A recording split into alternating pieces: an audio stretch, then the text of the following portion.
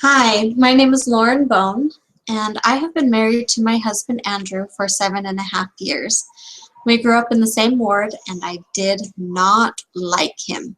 He was the naughty boy in primary who teased everyone, and I can't really say that that has changed. We were high school sweethearts. I waited for him while he was serving his mission in Canada. We dated for a bit after he got home, and then he proposed to me on May 7th. We were sealed in the Draper Temple on November 7th. My whole life, I wanted to get married in the Salt Lake Temple because it is so beautiful on the outside and it has a great legacy. But when it came time to get married, we thought it was really neat that we were watching conference when the Draper Temple was announced. We watched it being built. We took part in the open house and the dedication. And my aunt actually painted many of the murals inside the temple. And some of her pictures hang in there as well. We also got married the same year that it opened. So it kind of became our own little legacy. We currently live with our little family in Taylorsville, Utah. This is our home.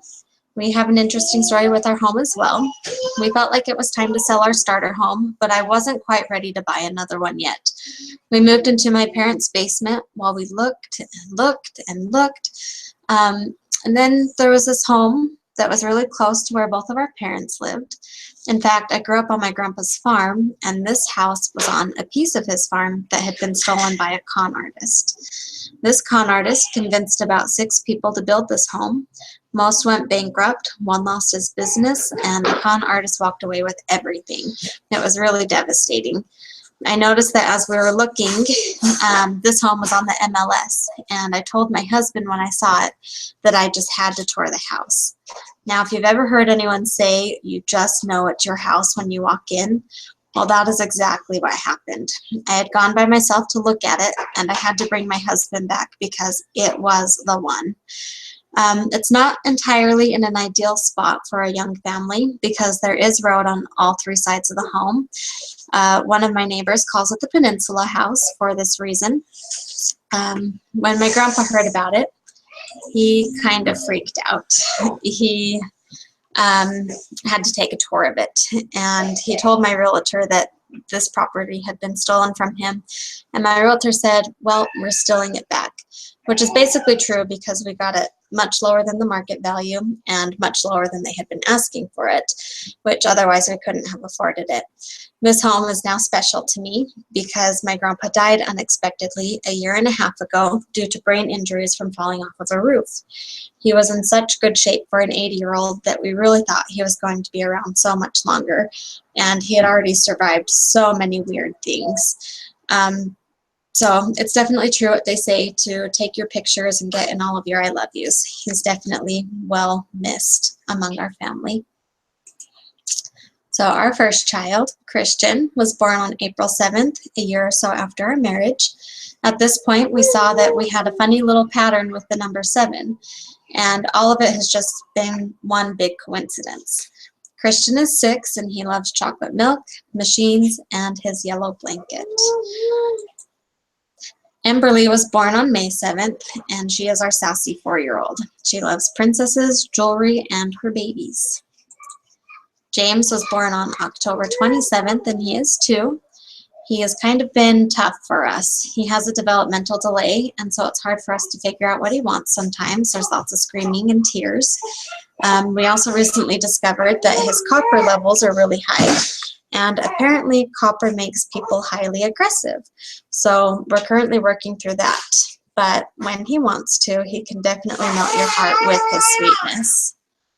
Addison, you can probably hear her in the background right now. Sorry, I've always got a noisy home. But she was born on January 3rd. And when that happened, everyone said, oh no, you broke your patterns with the 7s. And I have to remind them that she was born in 2017. So no matter what day she would have been born, it would have had a 7 in it. She is super content and really everything you could hope for from a newborn. Despite having 4 young children and going to school, I also work at Beehive Clothing. I am a trainer, and I teach people how to sew the garment. Now, when people find this out, I get one of 3 responses. I didn't know that people made those. I don't like this, fill in the blank about my garments, or are you a seamstress? My answer back is, how did you think they were made? Give your feedback about the garment to distribution, because that goes to Beehive to the pattern makers. And finally, I am not a sewer. I just teach people how to do it for a living, which usually elicits a laugh. Industrial sewing is actually extremely different than home sewing. If someone saw me sewing at home, they would be horrified, because I don't pin stuff together. I put it on the machine, I push the pedal all the way down and let it go, which is basically the method used at Beehive Clothing. We have a certain way that we handle the fabric so that we can sew at high speeds without pinning things together and still have everything match up correctly. I absolutely love my job. As you can see, we have a lot of fun. My husband keeps asking me why I'm in school if I have no plans to actually leave Beehive.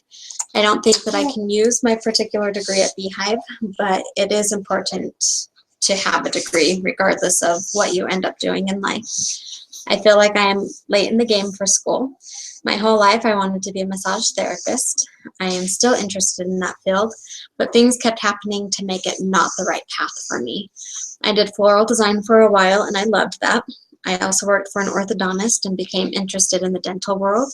So I experimented with being a dental assistant for a while, but in the end it wasn't for me.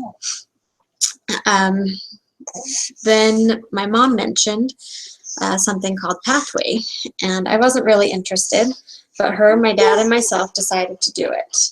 And if nothing comes from going to school, I can at least say that I have encouraged and inspired many to go back to school. They say that if I can do it, then they don't really have an excuse. In fact, my husband is one of those people. He is currently going to BYU Idaho as well, and he started in Pathway a few years after me. He is pursuing a business degree and he works for PepsiCo.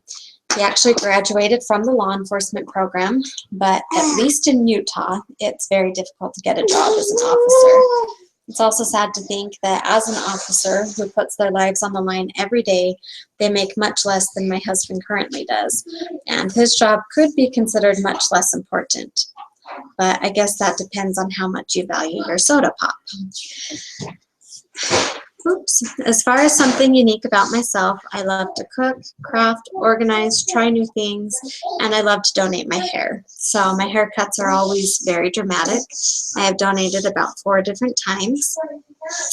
Something new I recently did was I shucked pearls out of oysters. It was a fun little experience. And I have also done things such as letting my former bishop shoot one of my loose teeth out with a bow and arrow. So far, I'm the only person that has let him do that, so I'm glad I could fulfill that dream of his. I am pretty much up to trying most things, not everything. I'm still kind of cautious, but at least trying something once. And it's brought a lot of fun for me in my life. With this class, I'm hoping to learn and apply the skills to my family. It will be interesting to raise a virtual child. In fact, I might do a better job on the computer than I have with my own kids, but maybe it can give me a few ideas. I'm excited to get to know the people in this class and to work with you.